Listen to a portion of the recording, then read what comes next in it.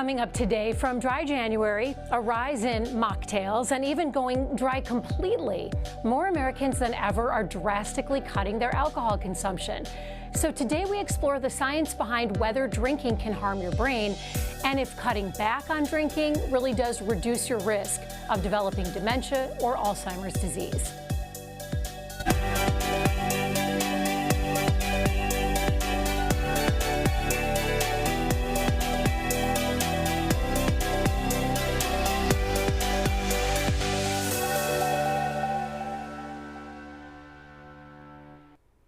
Good morning, I'm Alexis Del Cid. Welcome to All Things Brain Health. Dinner with drinks, a cocktail with friends, wine night with your girlfriends. Drinking has long been a steady part of our culture. I mean, how many of us grew up watching our parents have cocktail hour with their dinner every night?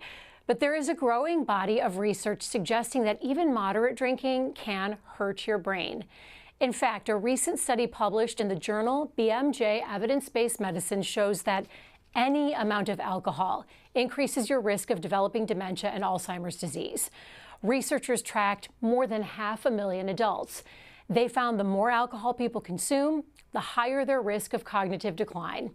And this study also determined that there is no safe level of drinking when it comes to brain health, which flies directly in the face against claims earlier that moderate drinking, like a glass of red wine a night, could be protective. I remember hearing that one a decade ago. But is this newer research definitive? That's what we're exploring today. We're so happy to welcome two of our favorite doctors here. We have Dr. Jeffrey Burns and Dr. Russell Swerdlow. Dr. Burns and Dr. Swerdlow are both neurologists, and they're also co-directors of the KU Alzheimer's Disease Research Center. So thank you both for being here.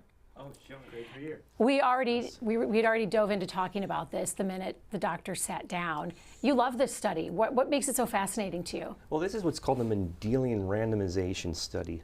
So what they're doing is they're looking at genetic fingerprints, and they're looking at, do the genetics predict what you would see if you just follow people clinically? And it's looking at, obviously we can see that people who drink a certain amount in a cohort of people, they seem to have a certain odds of developing memory problems.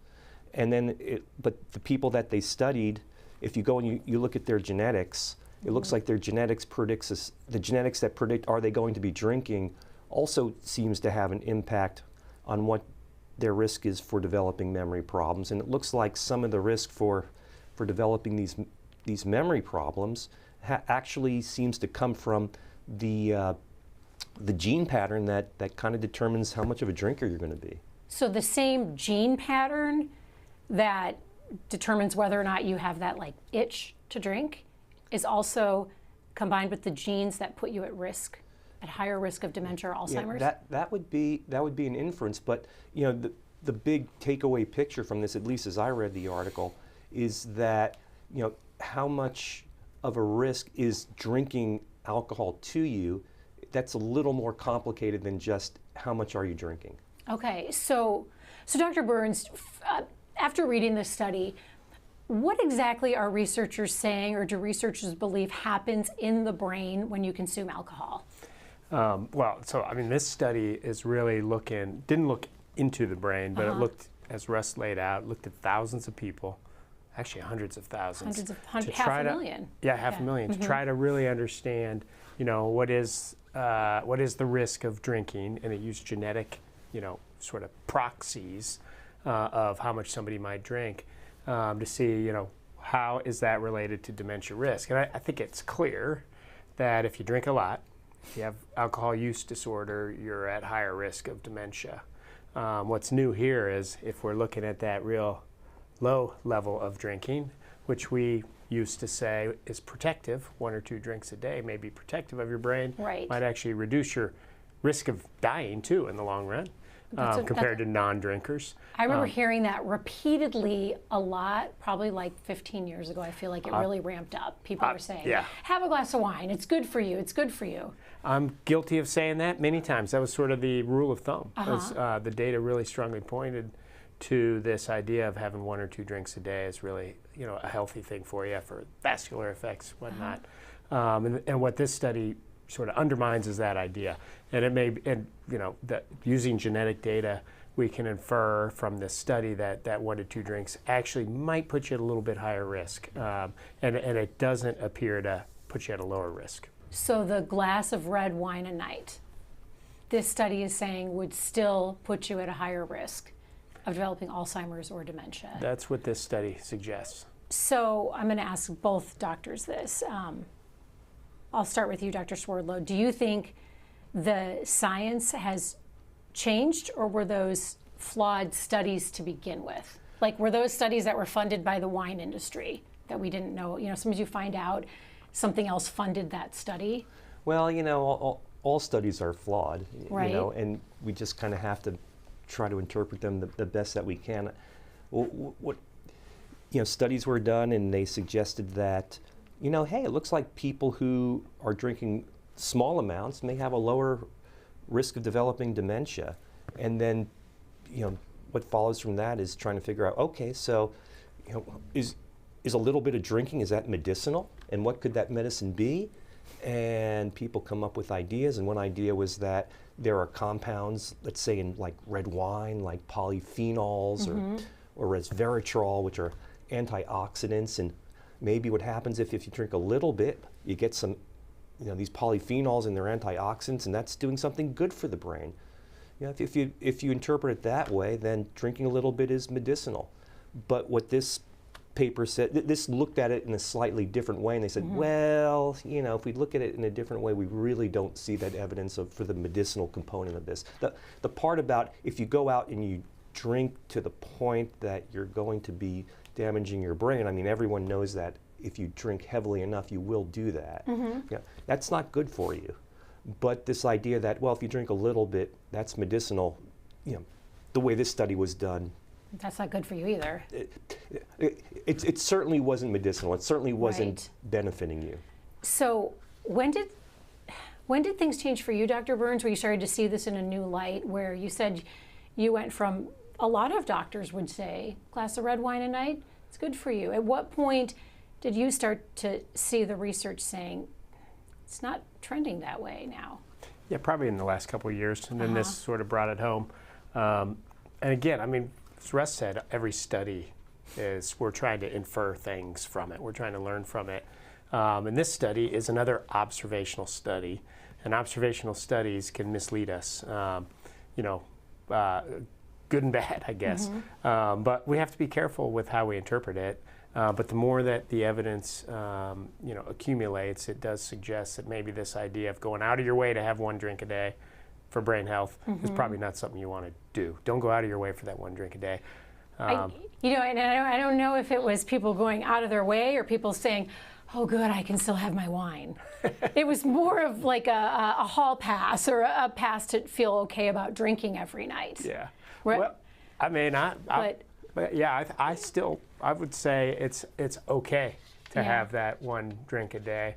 But you wouldn't prescribe it. But I wouldn't prescribe it, yeah. So, Dr. Swerdlow, some studies, and I've heard this before as well, can indicate that alcohol can increase your amyloid plaques or your tau tangles. And we have some pictures of a brain with amyloid plaques and tau tangles. Those are the hallmarks of Alzheimer's disease. How strong is the evidence that alcohol can increase the levels of those things? Yeah, it's not entirely clear. I mean, you can do studies where you correlate the amount of plaques with the amount that someone drank, and there can be an association. It doesn't mean that the alcohol caused the plaques and the tangles. I'm sure that there are experiments that people have done. This is what we call mechanistic experiments, where you take a lot of alcohol and you force feed it to mice, and then you know, maybe mice that are genetically engineered to develop plaques, and you see, hey, do these mice get more plaques? But you know, anything that harms the brain, if you put enough in and you harm the brain enough, you're going to get more plaques. We actually had a grant from the NIH, and in which we gave alcohol to mice that were engineered to develop tangles genetically, and we actually didn't see any impact on the tangle accumulation, despite giving the mice quite a lot of alcohol. They were kind of like frat boy mice. Frat boy mice. You just said something really interesting. You were able to genetically engineer mice to have more tau tangles and plaques. Is there a way to explain how you do that for the lay person? I'm sure it's very complicated, but I guess what I'm getting at is if you can engineer mice to have those, is there a way to engineer genes to not have those? Well, yeah. Well, eventually, one day. Yeah, actually, the medicine field, maybe you'll do a show on this at some point, is starting to get to that point where we can actually manipulate genes in people. And that's kind of like a new frontier for medicine. But in terms of manipulating genes in mice, that's been getting gradually more sophisticated over the past 30 years. You look like you wanted to jump in when Dr. Swerdlow talked about the frat boy mice. I mean, you're a brilliant neurologist. You're also human. You've said you have a glass of wine a night. We went to college. We were around beer. Is the damage, okay, someone watching right now is thinking back to their college years, or even they're thinking back to a rough decade they might have had, or the pandemic. Is damage from alcohol to the brain reversible, or is it more like you can stop damaging and level off? Can you reverse it? I mean, we don't have data that really definitively proves this, but we know the brain is plastic and can recover in some ways. So I would think of it as reversible. I mean, I wouldn't worry about your college days. I mean, there'd be a lot of people worrying. There'd be a lot of people worrying. Right. Well, certainly he's living evidence that. You liked the beer in college, and you never had a taste for beer. I guess I'm just not wired for it. Yeah, you just don't get that great feeling. It just tastes bad, Okay. Well, good for you that you don't like it. I don't know. Life would have been a lot easier. A lot less stressful. Yeah. We have some great questions coming in, and we also have some comments coming in. This is a really interesting topic, so if you have a question for the doctors or a comment you'd like us to read out loud on the program, you can send them to us on YouTube or Facebook. The links are right there on your screen. And we went out into the community. We had our photojournalist, Yumi, go out and talk to random people in the Kansas City area about this study to ask what they think of the study and if they have cut back on drinking and why. I stopped drinking about 1.5 years ago. I think younger people especially are drinking less. I noticed that, and my kids don't drink as much as I did when I was their age. I think alcohol is kind of got a stigma now, like cigarettes, where it's unhealthy, and so people are kind of turning away from that. I've heard many people say that Gen Z is drinking less than like any generation before them. Because of health concerns. Definitely, it seems like the younger people in their 20s don't drink as much, just from what I've observed. Like, there are links of drinking to like Alzheimer's and dementia. And for me personally, like I have a grandmother who had Alzheimer's, and she deteriorated really quickly. I think my biggest concern is its impact on my brain. Yeah, I mean, I've seen on social media there's a lot of things. Alcohol is one I've seen, also things that can cause dementia.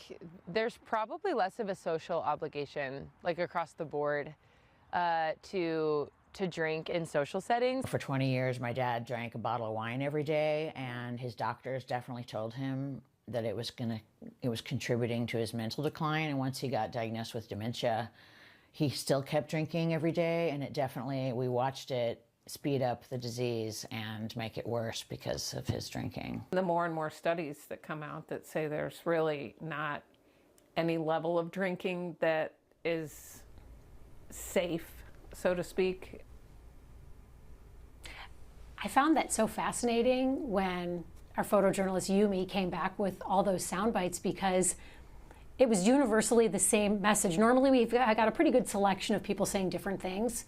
This wasn't that. That is what people roundly told her. What do you think of that when you saw that montage? Yeah, just the association is clearly there. And a lot of it comes down to, I think, what we were talking about before we went on the air was, if you are someone who is going to be drinking a lot, and you had a certain dementia risk and you stopped drinking, would that change your dementia risk? And that's really, I think, a $1 million question. Right. Dr. Burns, what do you tell patients about drinking when they ask you?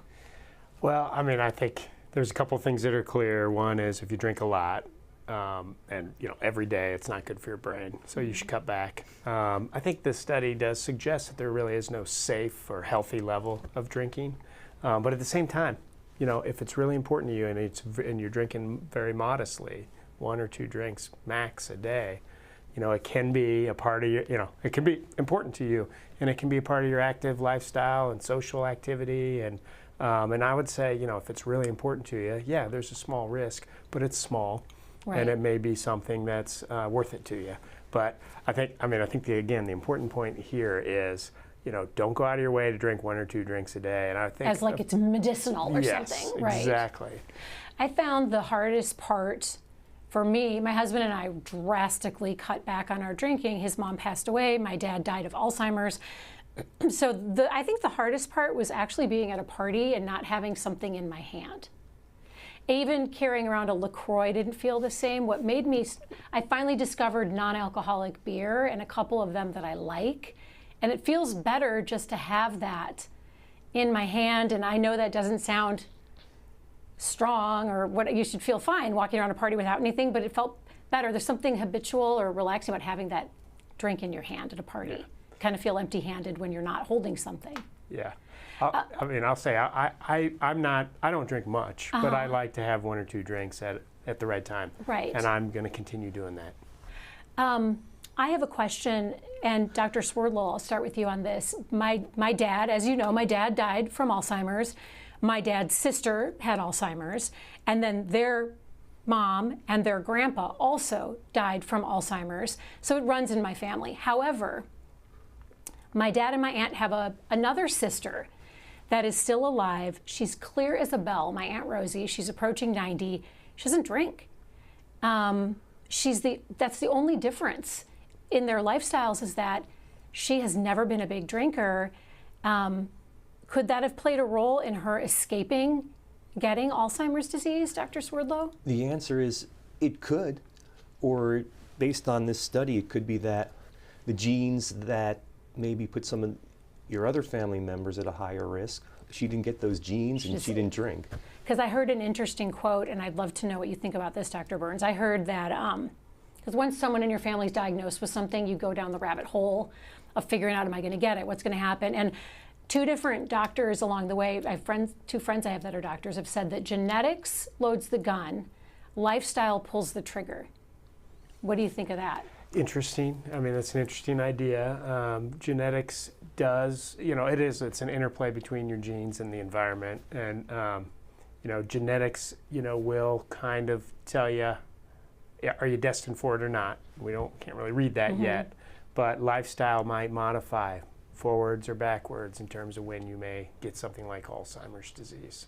And then it's kind of tricky to say it, though, because you don't want someone to feel like it's their fault for getting something, because then people can do everything right and still get something. Yeah, well, that's kind of what the science seems to be saying these days, which is you inherit sort of a maximum for how far out you can go without developing a certain kind of problem. And then whether you engage in certain activities determines, are you going to make it to that maximum or not? So you can still lower the bar on yourself by not treating yourself right. Can you raise the bar on yourself by treating yourself really well? And the answer is, yeah, probably by a few years. But if you're wired for things to wrap up, at 80, and you do everything right, maybe you'll wrap things up at 85. Okay. But if you do everything wrong, though, you're not going to. 80's not guaranteed. 80's not guaranteed. It's not guaranteed. It's kind of like what you can attain if you do things right. How much risk you want to take throughout your life. We have some questions and some comments that have coming in already, so I want to get to some of those. Let's start with Marie. Marie asks, since we keep hearing that there is no self level of alcohol, should public health guidelines be changed? That's interesting. What do you think? I mean, I think if the message is coming out that, go drink 1 to 2 drinks a day because it's healthy, and that was something we probably are guilty of saying in the last decade, then we no should one's saying change that that anymore. Yeah, we probably shouldn't change that. But I do think where there's a risk of over-interpreting this and really, taking away from an active lifestyle, from somebody really loves having 1 drink a day, I think it may be worth it to them. So I think we got to be careful in this very, very intermediate zone where the data is becoming clearer, but it's still, not perfect. Right. And what do you think about that? Do you think that the public health guidelines should change on liquor or beer? I don't know about that. I think everything has to be put in context. So, if you look at Jeff and I, if we go to a party, he might have a couple of beers, and I'm not going to be drinking beer. I'm going to be eating cake and ice cream. Oh, okay. Now, but one can say maybe eating that cake and ice cream is going to do more harm to me than him drinking a few beers. You just don't know. It's all in context, but I certainly don't want someone taking my cake and ice cream away. Okay, well, that makes sense. Actually, that's interesting because this goes to our next question about sugar. But I remember we were on a show and we had a few different specialists, and I said, all right, tell me what's the worst, sugar, salt, or fat? They all said sugar. They all said sugar is the worst thing for you. So what do you think about that, Mr. Cake and Ice Cream? Yeah, you have to put I like it in my context. cake and ice cream too. Too much sugar certainly is not going to be good for you. Is there a limit of any sugar that you could be using? Well, yeah, I mean, the studies show that caloric restriction actually helps you do better than if you don't eat crap. But, I kind of like to eat crap. Right, you got to have some fun in life, or it's like, we're living these. You can't just do everything, right? That's not living, that's being a robot. Moderation. Well, we do talk about moderation. I do have a question about the sugar. Becca wants to know, is sugar bad for the brain? And we've touched on that. I have a second question to that. Someone had asked me that a guy named John wrote, and he said, I've heard that Alzheimer's is now being called type 3 diabetes because of the sugar. Okay, so can you expand on that? Yeah, the term type 3 diabetes came about, 25 years ago or so. And if you look at brains from people that have Alzheimer's disease, and you look at the way that certain molecular switches are set in the brain, you certainly see a pattern where it looks like, this looks like the switches are set in a way that we see the switches being set in people with diabetes. And that led some investigators to say, yeah, well, maybe we can think about this as a type of diabetes, where there's a type 1 diabetes, a type 2 diabetes, let's call this a type 3 diabetes, a diabetes of the brain. It's definitely, I think, an important observation where the question comes up is, what does it mean? To me, the important question is, why are those switches set in that certain way? So are the switches set in that way and that causes the problems, or is there a problem that causes the switches to be set in that pattern? That's what I would assume, and I would probably say it goes down to energy metabolism, and it goes down to the brain, to the mitochondria, and that all those switches get reset because your energy metabolism is running down as you get older, and it ends up looking like a diabetes pattern. There is a lot of sugar in a lot of alcohol drinks. There's a lot of sugar in mocktails too, by the way. I got a mocktail and I paid $15. Basically, I feel like I got hustled. It was $15 for a Sprite with some, I felt like I paid $15 for a kitty cocktail. This was not a place where they were serving craft mocktails, but I just feel like there's a lot of sugar in things. There's a lot of sugar in alcohol. So if someone has a family history of Alzheimer's, Johnny wants to know, Dr. Burns, would you recommend avoiding alcohol altogether if someone has a family history of Alzheimer's disease? I'd probably use that phrase, less is more. Okay, and none may be better. So, you gotta weigh this in context, in the context of your life, and so I wouldn't say none, but unless that fits with them, but less is more. Less is more. Dr. Swerdlow, are we at a point where we are starting to liken alcohol to cigarettes? Yeah, that's a great question. I don't know that it's ever going to be that rigid. I think we're still in this stage of taking a step back and saying, okay, drinking a little bit is not like taking your multivitamin. Mm-hmm. That one glass of wine a day is not to be prescribed.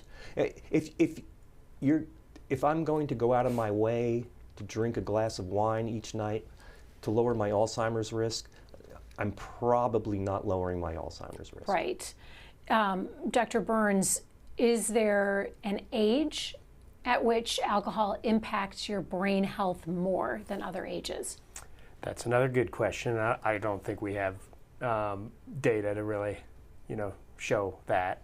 But like other risk factors, lifestyle risk factors, these risk factors are a lifelong thing. So, the more you drink across your lifespan, the probably higher the influence on your risk. So, but there's no strong data here on that. We hear so much about inflammation.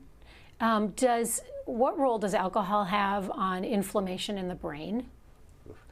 That's another good question.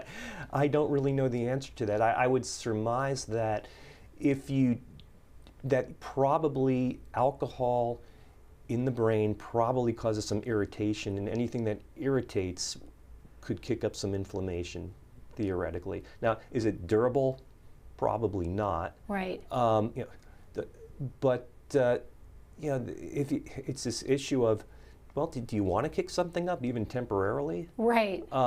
Maybe you don't. Yeah. But again, you have to put it in context, because if there is an impact, it's probably on, an individual drink on an individual person is probably really small. But the drink a day, or I always think about, and I know there are people out there who had parents of a different generation, right? Like, I grew up seeing my mom and my dad have Rob Roys and Manhattans every night. My mom is fine. She's so sharp. She's the sharpest person I know. My dad got hit so hard. So it comes down to, would you say then, that genetic factor of her body metabolizes things and just differently than his? I think so, and I probably wouldn't blame the alcohol. Right. For, there were a lot of factors. There's a lot of factors. And my dad did have some bad concussions from water skiing as he was growing up. We have one more question this is from James. James writes, I've heard that drinking kills brain cells with every drink.